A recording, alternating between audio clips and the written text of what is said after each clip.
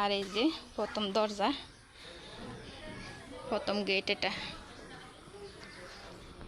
প্রথম গেট।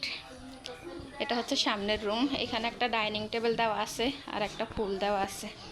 আপাতত মানে ঘরটা এখন মোটামুটি একটু সাজিয়ে রাখছে, আরও পরবর্তীতে সুন্দর করে গুছিয়ে নিবে, যেহেতু অল্প কয়দিন হয়েছে আসছে, বেশি দিন হয় নাই। আর অনেক টাকা, বাড়িটা কিনতে অনেক টাকা লাগছে, যার কারণে এখনও পুরোপুরি সব কিছু গুছিয়ে নেন। আর এখানে কয়েকটা গাছ, এটা একটা হচ্ছে লিচু গাছ আর একটা হচ্ছে আম গাছ রোপণ করার জন্য আনছে। এটা হচ্ছে সামনের রুম। এই যে এটা হচ্ছে সামনের রুম, সামনের গেট দিয়ে এই যে সামনের রুমটা। আর হচ্ছে এই সাইড দিয়ে, এটা হচ্ছে সামনের গল্লি বরাবর।